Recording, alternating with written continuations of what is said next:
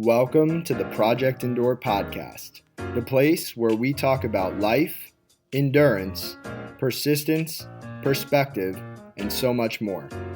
I'm Joe Rinaldi, and I'll be your host. Let's jump in. Before we get started, let me share a quote with you. The great Les Brown once said, "You can't see the picture when you're in the frame." If you felt stuck in your fitness, mindset, or life as a whole, head down to the link in the show notes and reach out to learn more about Project Endure coaching so that we can help you step outside of the frame and bridge the gap between who you are now and who you want to be. We can't wait to hear from you. Now, let's get to the episode. Welcome back to the Project Endure podcast, episode 94. We have myself, Joe Rinaldi, and we have a very, very, very special guest down in Waco, Texas, the home of Chip and Joanna Gaines, Mitch Guerra. Mitch, how you doing, man? What's up, Joe? I'm doing great, bud. It is so good to be here with you. We met in person down in Texas about, I would say 2 months ago at this point. And I really don't want to give away too much of your story, but as we go along, I think it's going to be very apparent why you're on the podcast. And with that being said, I want you to introduce yourself to the audience. I just want you to tell them, who is Mitch Guerra? Yes. Thank you so much for having me, Joe, first of all. My name is Mitch Guerra. I'm 32 years old from Waco, Texas. I was born and have been here the majority of my life. I went to college at Texas A&M University. I was the first person in my family to go to college, which is a pretty big deal to me and to my family. Before going to Texas A&M, I spent a year at a community college here in town, and then I played a year of collegiate tennis, which was a crazy journey. I came to know Jesus that year of playing college tennis before transferring to Texas A&M, where I got a bachelor's degree in psychology. I enjoyed college a lot. I was there for 6 years, so I had a pretty good time, if you could say that. After college, I went to work at a Christian summer camp out in East Texas. I spent a couple of summers out there as a summer camp counselor, and then had the opportunity to go and work out there full time.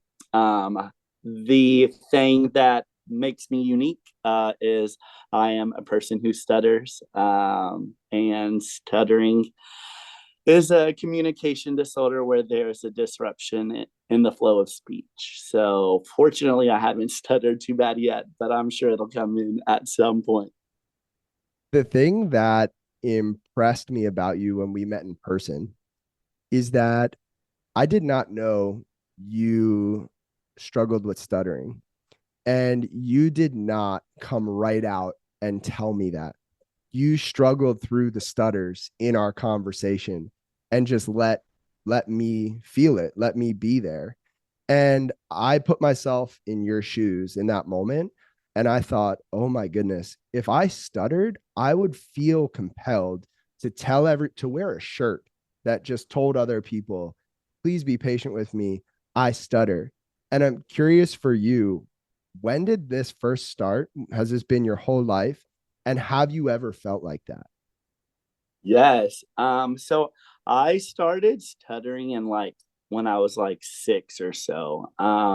So like mo a lot of kids at some point might have a little speech impediment at some point growing up, but most people end up growing out of it. But unfortunately for me, I continued to stutter throughout my childhood. I attended speech therapy and I've done a lot of things to help me improve it. But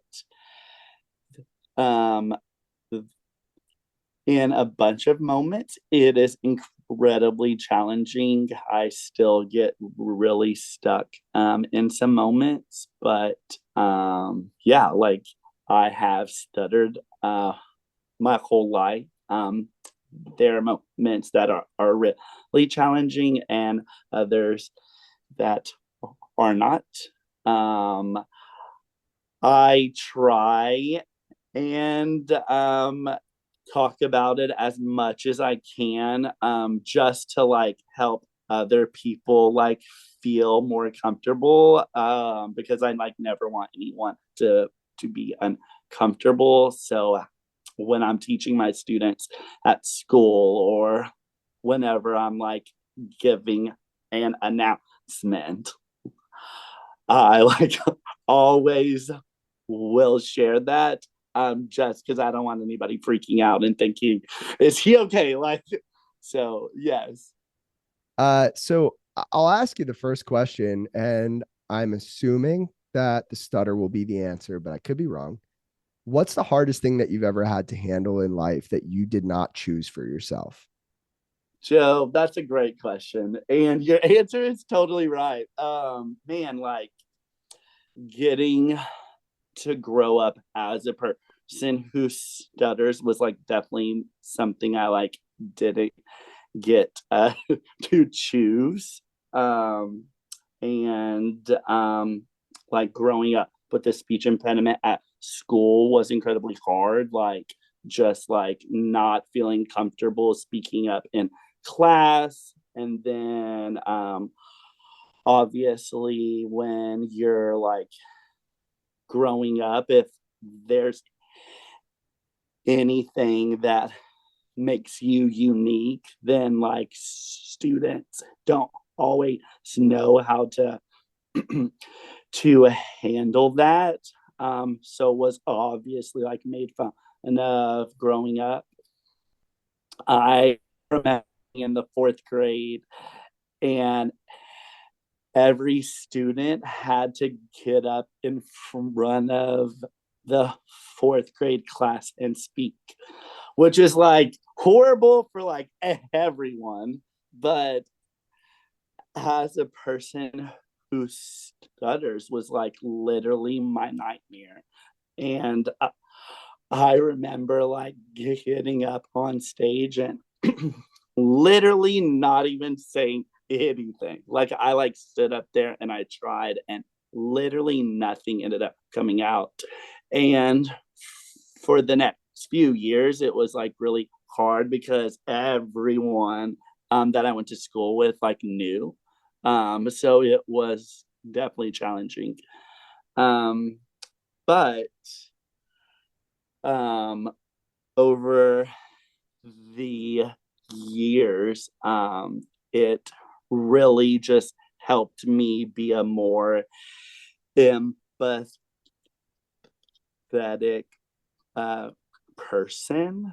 It really just kind of helped show me that each of us are going to struggle with different things, and each of us have a stutter, but they might look a little bit different. So yes, Joe.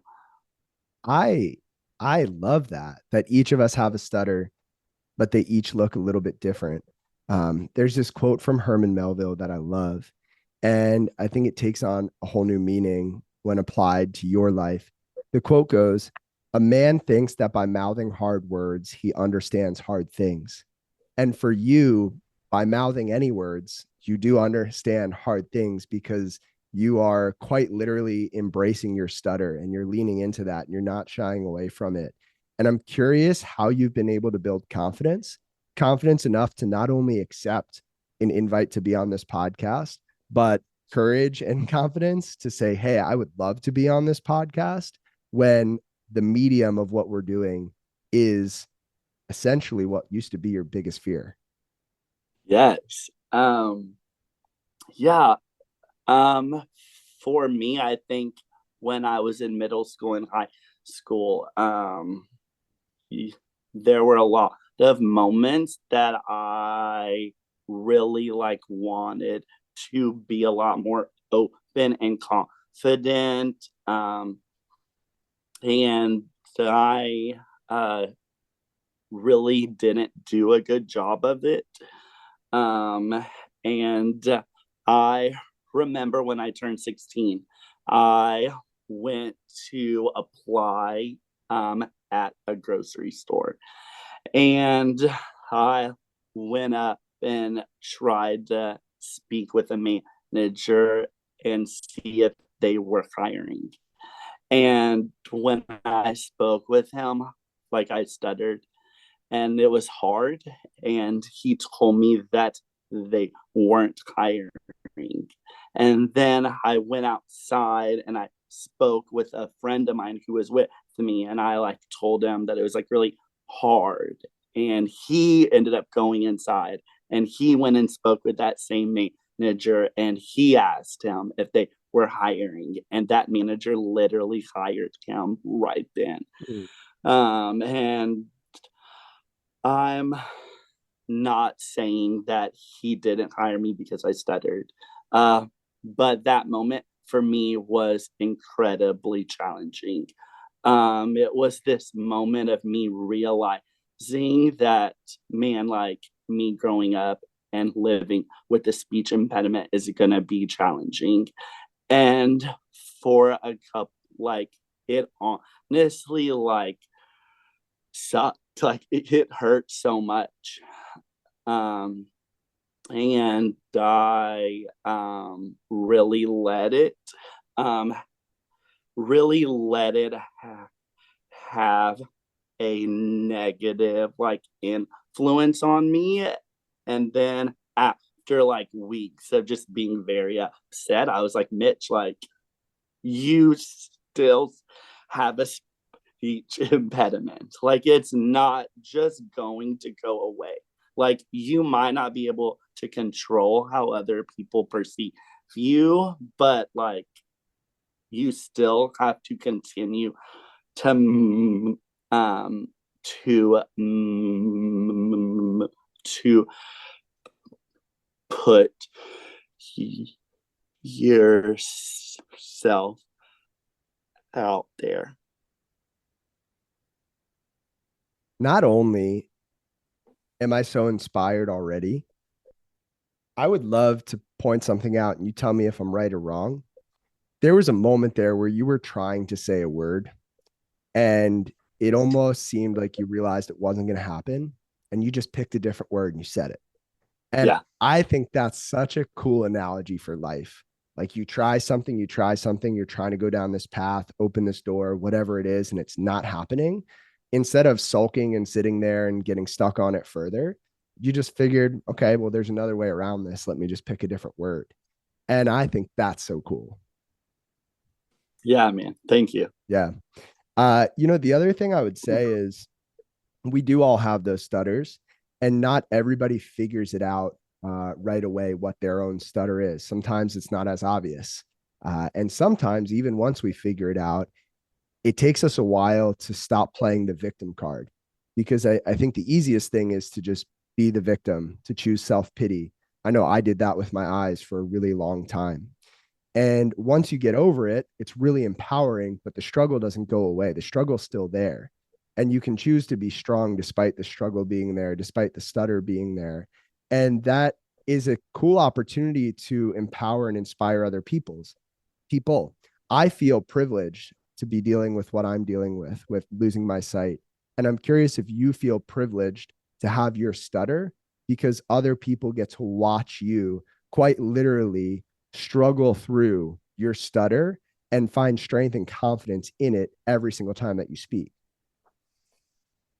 Yes. It is crazy to me how my speech impediment, I like used to hate it, Joe. Like legitimately, I can't tell you the amount of times that I have cried and just like been like, man, like this sucks. Like literally this sucks. Like this is so hard for me, like to not be able to communicate what I want to communicate. From like literally not being able to pick up my cell phone and talk, or when I'm in front of somebody and like trying to introduce myself, or trying to like to to order just like very simple things are incredibly challenging for me.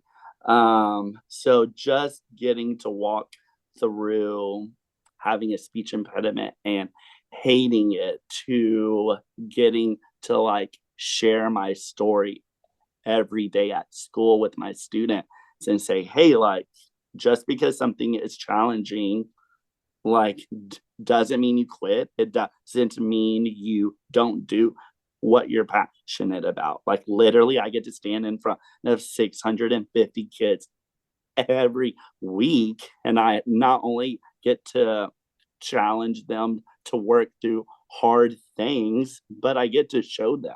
Like, I'm like, hey, like, you can see me struggle. Like, literally, I'm up here sweating because I'm stuttering so much.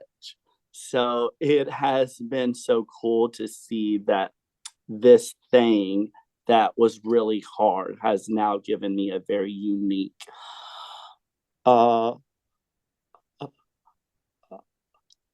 opportunity. Amazing, man. And you made me think of this video I saw recently online. I believe it was Louis Capaldi, who's a singer, and he's performing a concert, and he I believe he has Tourette's, and he's in the middle of this song. He's about to hit the chorus, like it's just building and building, and all of a sudden he steps away from the microphone, and his tick comes out, and he can't sing in that moment. He's just stuck in that tick, and the crowd just picks up the volume and sings it for him, and you can see the emotion on his face. And it's amazing how there's so much good in this world and people will pick us up when we're down. And I'm curious if you've had moments like that with the stutter. And on the flip side, if you ever run into problems where people finish your sentences for you, and is that frustrating? Yes. Man, like, there have been a lot of people who have like supported me and have like really like loved me. And man, like the biggest thing that people can do to support someone who stutters is like just be a good listener. Like literally when someone's talking, regardless of who they are or if they stutter or they don't, but just like looking at them and giving them your full attention and listening to what they have to say and not ha- ha- how someone is saying it. I think that for me is really helpful. And then yes, I cannot tell you the crazy stories that people have said to me, people like asking if I don't remember what my name is or things like that.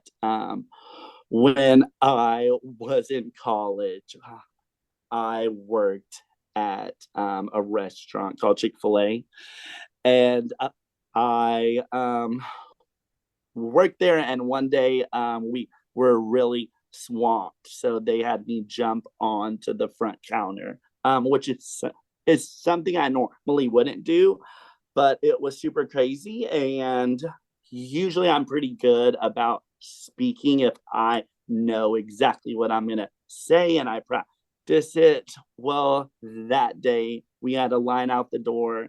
It was crazy busy, and this older lady walked in, and she had never been to Chick-fil-A before. So she asked me to explain the menu. So in my explanation of the menu, I think I stutter, and she like checks on me and she asks if I'm okay. And I'm like, yeah, it's like I'm fine. And she asked me again, like, hey, are you okay? And I'm like, yes, like I have a speech impediment. I stutter. And she like reaches over the counter and like grabs my shirt and it's like, so honey, are you okay? Are you under a spell? And I'm like, what? Who asked someone that? And I was like, yes, ma'am. And luckily, one of my managers like ends up stepping in. But I'm like, what are we talking about? No, I'm not under a spell. I just have a speech impediment.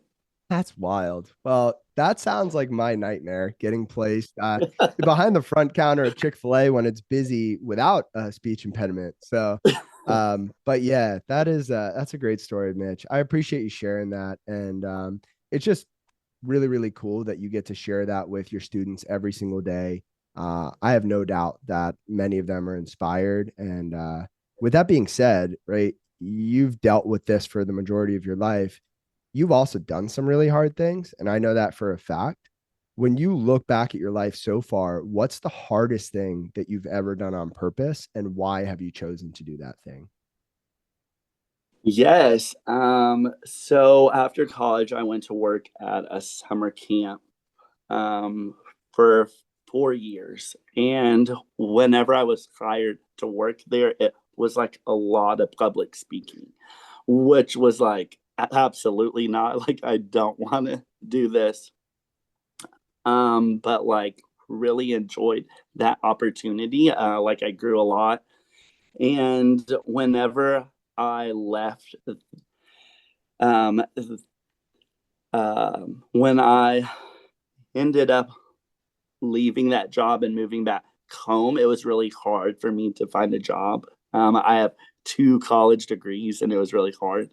So I ended up getting hired to work at the post office as a mailman. My friends call me Mailman Mitch, which was great. But that job was something that was incredibly hard and challenging. Just you work every day, regardless of what's happening outside. When 2020 hit and COVID happened, and like basically the whole world shut down, like we continued working.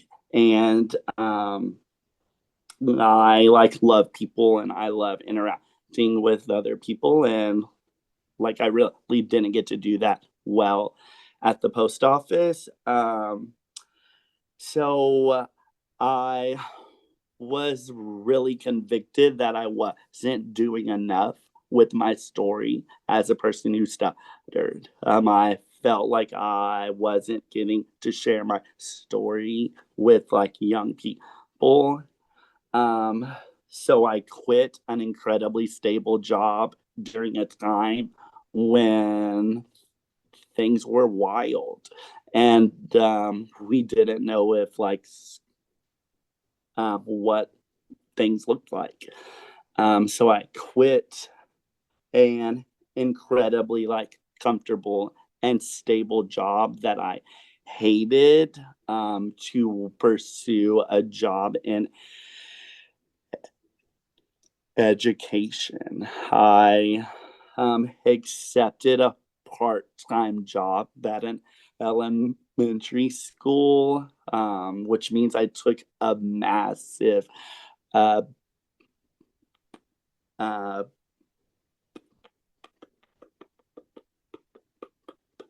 a massive pay cut with the hopes of like getting hired on full time. So I got hired on there part time. A couple weeks later, they hired me full time, and then once they saw me interacting with students and building relationships, the school district like offered to help me get my teacher certification. So they gave me a $5,000 scholarship for me to get my teacher certification. And yeah, I was told that I was going to get hired on full time to teach. Well, the last day of the school year, the principal unfortunately said they weren't going to be able to hire me full time. So this moment of like feeling like, hey, like things are going great. Like I just quit a really great job making incredible money to go and work with students and share my story and try and have a positive impact on people. I realized that my speech impediment might be a reason that someone might not be super confident in me working in education. So I ended up like not becoming a certified teacher that year. I still worked at the school. I continued to show them that I was capable. I continued to do what I do best, which is love and serve kids and build relationships. And through that year of um, getting to continue to serve, like I think they got to see that yes, Mitch stutters and Mitch's stutter is significant, but he is still able to communicate with his kids. And um, I think it really showed people that just because I stutter, like, doesn't mean I'm not capable.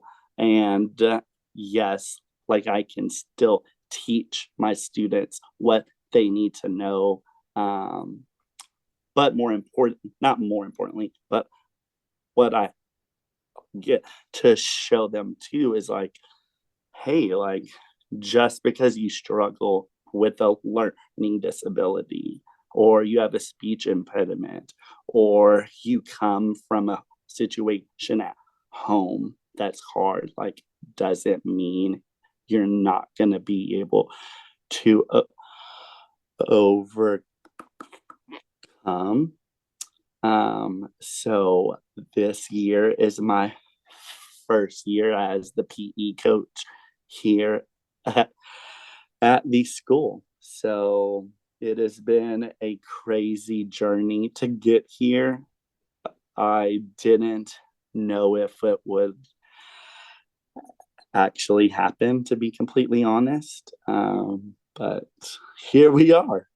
There are a few things I want to point out. And the first is just how powerful consistent love and service can be, right? When you show up time and time again and you love other people well and you serve other people with a good heart, right? Like the sky's the limit.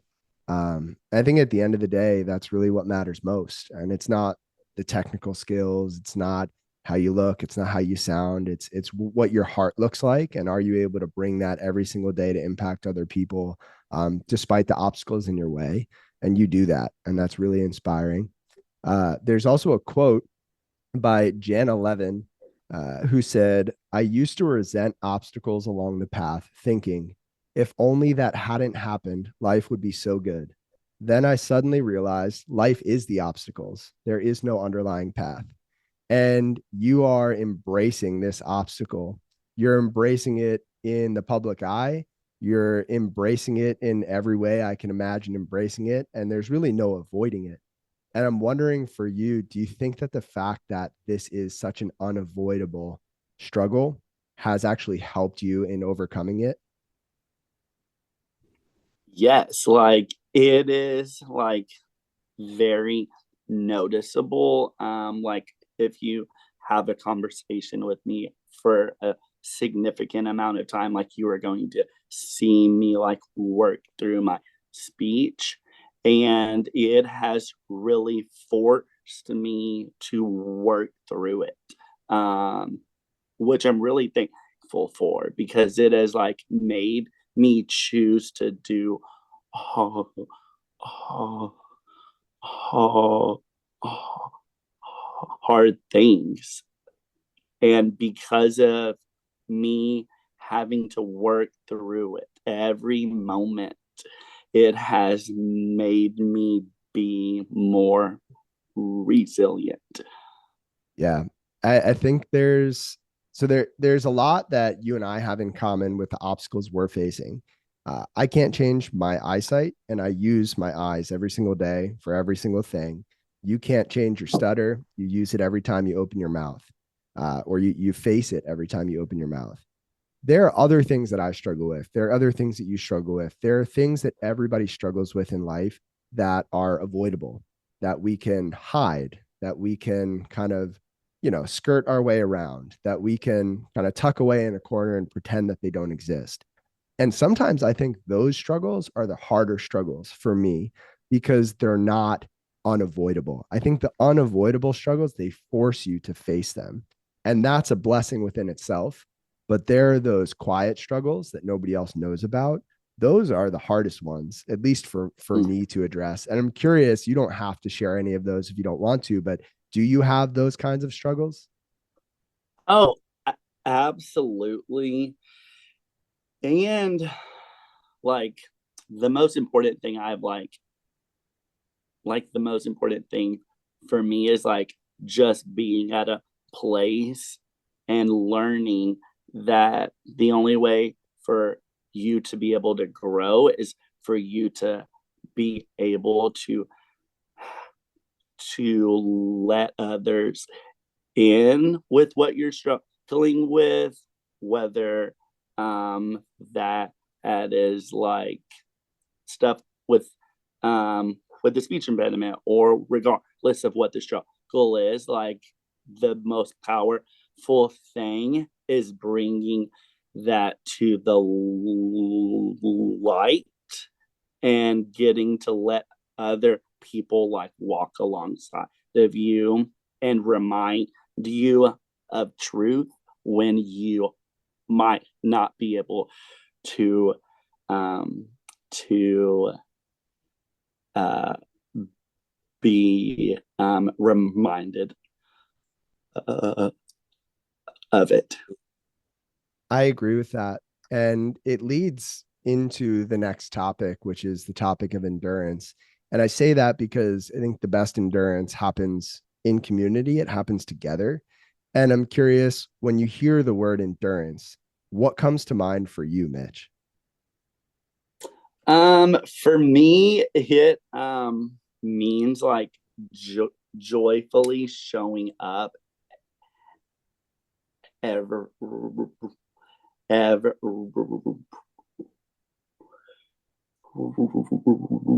day, regardless of the circumstances, regardless of what's going on, regardless of the challenges and the obstacles that you face.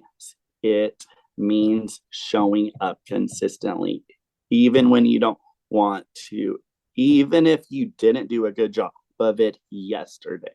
Like you continuing to fight to move forward. And for me, like my journey as a person who stutters, like there are moments where it's really good, and I feel like I'm doing a good job of like sharing my story, and I'm being positive, even when it's hard. But there are still moments that are really, really challenging. So it's just all about reminding yourself that regardless of what happened yesterday, to continue to move forward. I think that the word joy is a tough one for people because I think most people, myself included, in the past, equate joy with happiness. Uh, and I don't think that is the case. I don't think it has to be the case. What does joy mean to you? And how can you be joyful while things are hard? Um, I love that question, Joe. Um, yes, there is a big difference between being happy and joyful. I think you can be happy about something, but I think being joyful means like uh, you are you are able to be you are able to be content because you have a perspective that is um, looking forward. So even though you might be experiencing something hard right now, like you are still able to remind yourself that, hey, Like, yes, this is hard, but I trust that um, my hope is going to be okay, because my hope and my joy is not bound in what my current circumstances are. But for me personally, like, my hope is in Jesus Christ, that one day, because I have accepted him as my Lord and Savior, and believe in my heart that Jesus died on the cross and 3 days later he rose again, because I believe that to be true, then one day when I'm no longer here living on earth, like, I believe that I get to spend eternity in heaven with him. So for me, like, this light momentary affliction, it might suck and it might be really hard, but my joy is not found right here. My joy is found in the hope that I have Mm. as a person who um, follows Jesus. Yeah, I might as well just read 2 Corinthians chapter 4, verses 17 through 18. For this light momentary affliction is preparing us for an eternal weight of glory beyond all comparison, as we look not to the things that are seen, but to the things that are unseen. For the things that are seen are transient, but the things that are unseen are eternal. And I think you said it. You said it better than I could. The struggles that we're facing today, the hard times, the sadness, all of those things, and the happiness, the positives, the things we look forward to here on earth, they're not going to last forever. We're not going to be here forever, but there's something bigger, more eternal that we can fix our eyes on. You and I share that perspective. We share that faith, and it's so powerful because it allows us to have hope, to have faith, to be joyful, even when things are really, really hard right now. And to me, that fuels endurance. I don't know how you can have true endurance without something like that. Amen. Amen. So, Mitch, with that being said, I'm really looking forward to your answer to this final question. Every time I ask it, I get something different. And that's what I love about it, because people are listening to these episodes sometimes in order. Sometimes maybe you're listening, you've been following along the whole time. You listen every week when an episode comes out. Maybe you found just this episode. This is the first one you've listened to, or maybe you've been bouncing around. We end every episode asking the guest to just give some encouragement to somebody who's in a dark place, a dark season, going through a hard time, not sure what to do or where to turn. And right here in a second, Mitch is going to have the opportunity to speak directly into your ears, into your headphones, into your car speaker, wherever you are. And I hope you listen, because I think Mitch has something really good to say to you. So Mitch, I'm going to put you on the spot. What do you want to say to the people out there who are struggling right now? Um, I would probably have to say it's okay to not be okay. It's just not okay to to to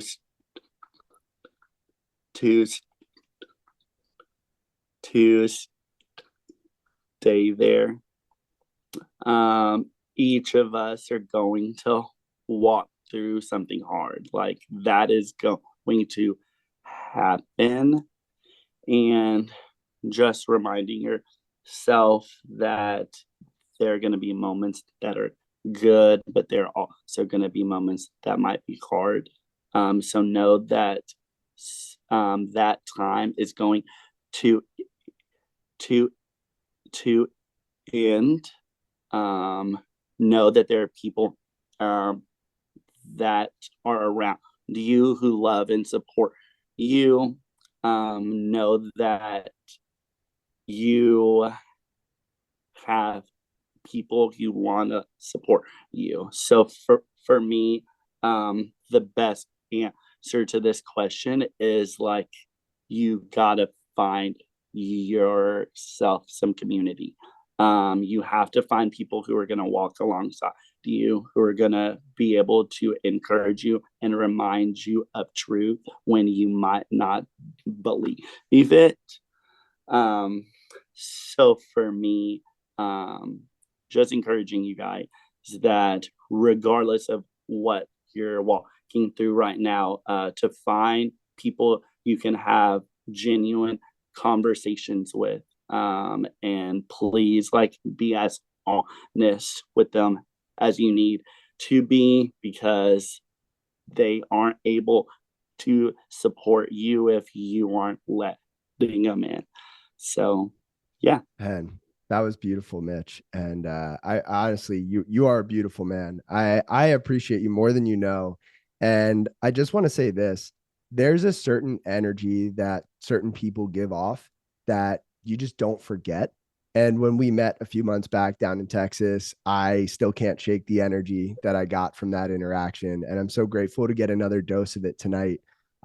If people want some of your energy, if people want to reach out, follow along, just say thanks for this episode. Where's the best place for people to do that? You can hit me up on Instagram. I'm on Facebook as well. Please, if you have any questions, you need anything, please reach out. Whether you want to talk about fitness or you want to talk about like uh, faith, please hit me up. If you know someone who stutters and you have questions about the best ways to support them, or if I could help be a resource to you, please let me know. And I want to end on a lighter note. My wife makes fun of me all the time. Well, let me rewind. My mom makes fun of my dad for using the voice to text feature on his phone all the time. We'll be like at a family gathering and he'll walk off into the corner and just be mumbling into his phone. And I've found myself for the past year or two doing that. One, it helps me because of my eyes. I don't have to look at every single word I'm typing as I type it. And two, it's more efficient. I'm curious. Do you ever use the voice to text feature on your phone? No, because Siri hates me. She never knows what I'm trying to say. I'll be like in the middle of sending a message and I'll stutter and she'll like cut me off. So we currently do not have a really good relationship. Fair enough. Fair enough. Well, on that note, Mitch, thank you so much again. I appreciate you more than you know. And yeah, I hope the people enjoyed listening to this. I'm sure they did. Thank you so much, Joe. If you enjoyed this episode of the Project Indoor podcast, go ahead and subscribe, leave a review on your platform of choice, and share this episode with a friend. It helps us get more conversations like this out to more people like you. We appreciate you, and we'll talk to you next time. And one more thing. If you're looking for a community of people all striving to be better together, check out the Project Indoor Hard Things Club. The link is in the description below. We'd love to have you.